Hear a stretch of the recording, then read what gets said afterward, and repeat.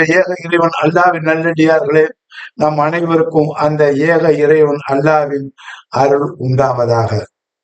அல்லாவையும் அல்லாவுடைய தூதுவத்தையும் அல்லாவுடைய தூதர்களையும் அந்த மறுமை நாள் டே ஆஃப் ஜட்ஜ்மெண்ட்டை யார் ஏற்றுக்கொண்டார்களோ அவர்களுக்கு கன்ஃபார்மா அல்லாவுடைய கருணை மன்னிப்பு உண்டு என்பதை இந்த முகமது நபியை வச்சு நமக்கு அல்லாஹ் சொல்லிக்கிட்டு வரலாம். முகமது நபியை வச்சு இறைவன் சொல்லிட்டு வரான். அது மட்டுமில்ல, இந்த முகமது நபிக்கு முன்னாடி உள்ள இறை தூதர்களை வச்சு இந்த செய்தியை சொன்னான். அப்ப இந்த இறை செய்தி ஒன்னையும் உண்மைப்படுத்தி கொண்டு வருது. இப்ப நம்ம முதல்ல பார்த்தது இந்த பின்னாலேருந்து பார்த்து வந்தோம். இப்ப 48:29 பார்த்தோம் ஃபத்தஹ். அப்புறம் 47:2 பார்த்தோம் முகமது நபி ஸல்லல்லாஹு அலைஹி வஸல்லம் அவங்க பேர்ல உள்ள அத்தியாயத்தை பார்த்தோம்.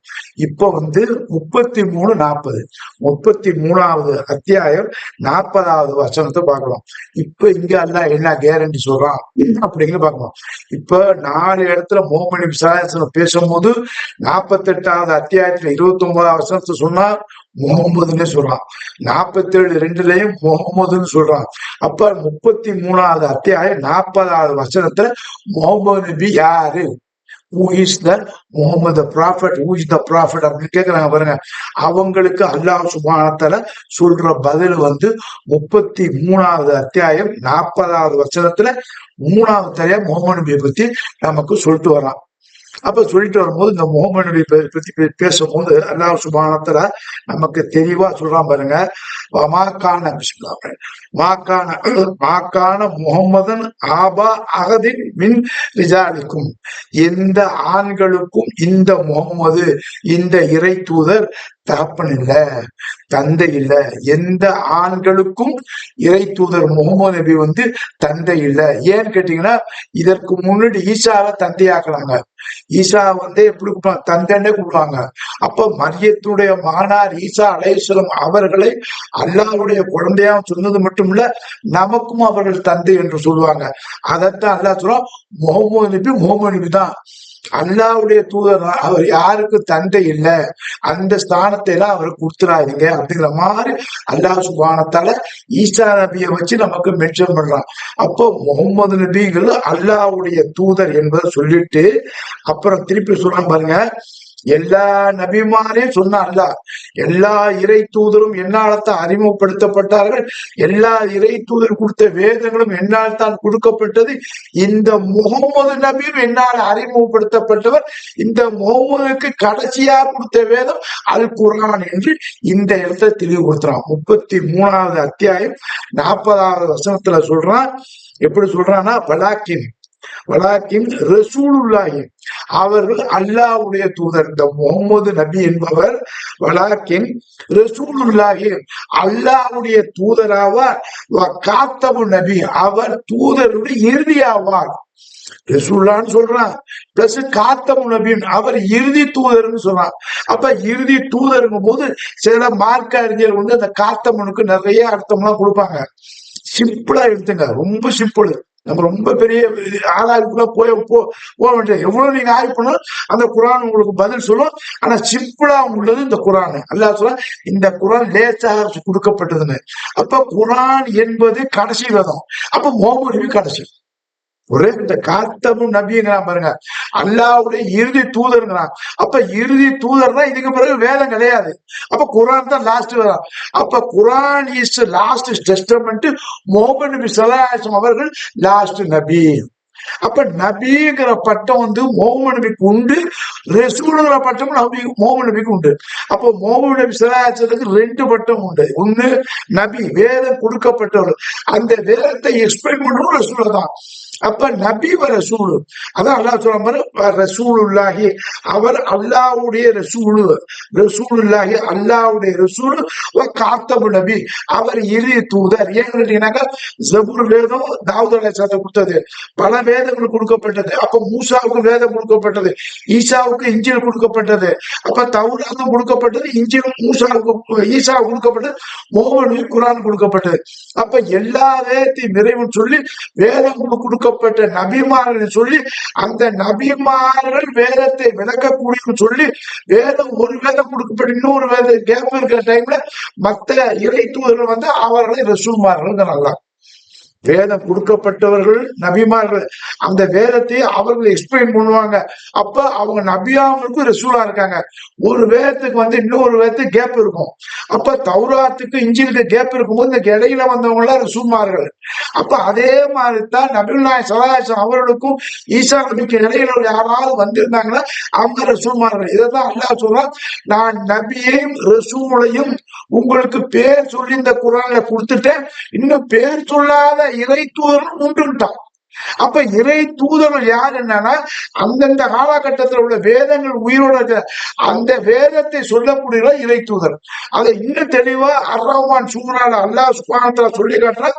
அர்-ரஹ்மான் நான் கருணையாளன், அர்-ரஹ்மான் அல்லமல் குர்ஆன், இந்த குர்ஆனை நான் தான் கற்றுக் கொடுத்தேங்கிறான். இந்த குர்ஆனை யார் கற்றுக் கொடுத்தா? நம்ம கற்றுக் கொடுத்தான். எப்படி? இறை தூதர்கள் மூலமா கற்றுக் கொடுத்தான். அல்லமுல் பயான், அந்த இறை தூதர் வேதம் வழங்கப்பட்ட இறை தூதர் அல்லமுல் பயான், அவர்கள் இதுக்கு விளக்க உரை கொடுத்தார்கள், இதுக்கு தெளிவுரை கொடுத்தார்கள் என்று அல்லாஹ் சுப்ஹானஹு வ தஆலா இவ்வளவையும் சொல்லி இந்த முஹம்மது நபியை காத்தம் நபி, old testament, new testament, final testament. அப்ப ஒவ்வொரு டெஸ்டமெண்ட்டுக்கு ஒரு தூதர் இருக்காங்க, வேதம் இருக்குது. அப்ப லாஸ்ட் எதுன்னா குர்ஆன். குர்ஆனுக்கு பேரு வேதம் இல்லை. அப்ப முகமது நபி லாஸ்ட் அப்படின்னு நம்ம தெரிஞ்சுக்கலாம். அப்போ முகமது நபி யாரு? அல்லாஹ்வுடைய ரசூல். முகமது நபி யாரு? அல்லாஹ்வுடைய தூதர். இந்த இறக்கப்பட்ட குர்ஆன் இறுதி குர்ஆன். அப்போ முகமது நபி இறுதியானவர் என்பதை தெளிவாக இந்த 33வது அத்தியாயத்தில் 40வது வசனத்துல அல்லாஹ் சுப்ஹானஹு வ தஆலா சொல்லிட்டான். இதை யாரு நம்புறாங்களோ அவங்களுக்கு ரஹமத் இருக்குது, அவங்களுக்கு அல்லாஹ்வுடைய மன்னிப்பு இருக்குது. இதை யாரு நம்பலையோ இஷ்டம், ஒன்னும் தப்பு இல்லைங்கிறான். அல்லாஹ் என்ன சொல்றான்? 18வது அத்தியாயத்துல 29வது வசனத்துல இதை ஏற்பவர் ஏற்கலாம், நிராகரிப்போர் நிராகரிக்கலாம் சொல்றான். இன்னொரு இடத்துல அதாவது இந்த தீன்ல இது கிடையாது, எது கிடையாது, கம்பல்சன் கிடையாது. நீ இதை புடிச்சுதான் ஒண்ணும், இதுபடி நடந்தான் ஒன்னும் கம்பல்சன் கிடையாது. அதே மாதிரி தொழுகையை பத்தி சொல்லும் போது, ஜகாத்தை பத்தி சொல்லும் போது என்ன சொல்றான்? இன்ன சலாத்து, நிச்சயமா இந்த சலாத்து தொழுகையானது காண, இன்ன சலாத்த காணத்தை முன் கித்தாபன் மூக்குத்தான். யார் இறைவனை ஏற்றுக்கொண்டார்களோ, இறை தூதர்களை ஏற்றுக்கொண்டார்களோ, இந்த வேதத்தை ஏற்றுக்கொண்டார்களோ, மறுமையான டே ஆஃப் ஜட்ஜ்மெண்ட்டை ஏற்றுக்கொண்ட இவர்கள் மூமின்கள், இவர்களுக்கு இந்த தொழுகையானது குறிப்பிட்ட நேரத்தில் அவர்களுக்கு கிதாப்னா விதியாக்கப்பட்டதுன்னா. அப்ப இந்த தொழுகை ரசூல் ஸல்லல்லாஹு அலைஹி வஸல்லம் பின்பற்றேன், ஈசாவை பின்பற்ற, மூசாவை பின்பற்ற, இப்ராஹிம் நபி பின்பற்ற. இப்ராஹிம் நபி தொழுதார்கள்.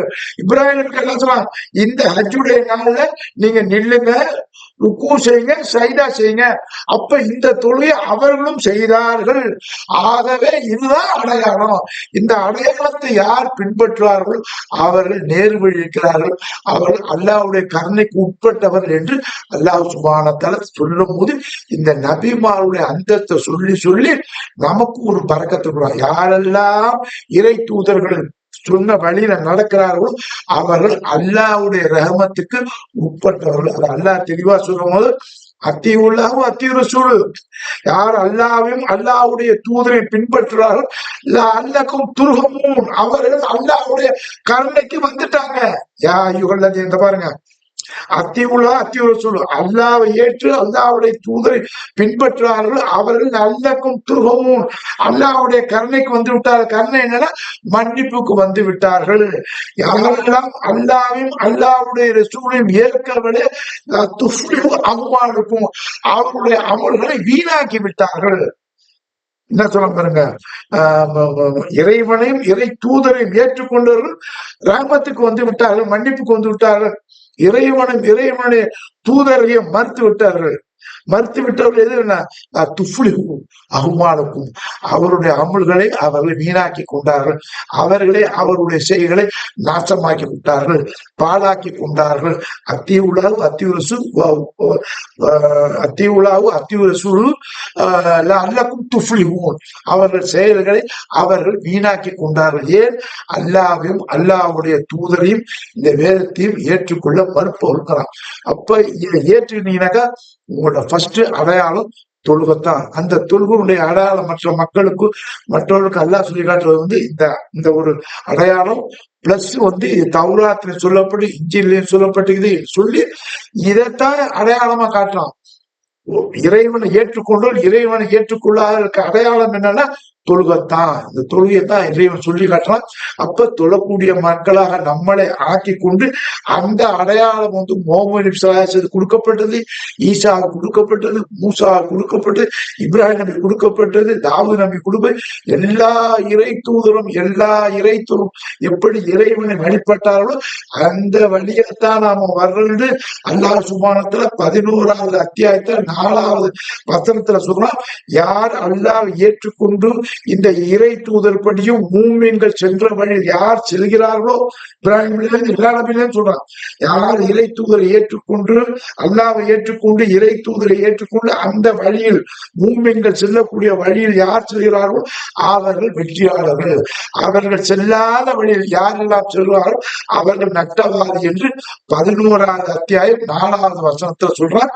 அப்ப நட்டத்தை தவிர்த்துட்டு நட்டத்தை போக்கிட்டு எதெல்லாம் நட்டம் வருதுன்னு ஆய்வு செய்துட்டு 6 நாள் லாபத்தின் பக்கம் அந்த இறைவனுடைய கருணையின் பக்கம் நம்மளை வர்றதுக்கு நம்மளை தகுமானவர்கள் ஆக்கிக் கொள்ள வேண்டும் என்று கூறி நிறைவு. அஸ்ஸலாமு அலைக்கும் வரஹ்மத்துல்லாஹி வபரகாத்துஹு.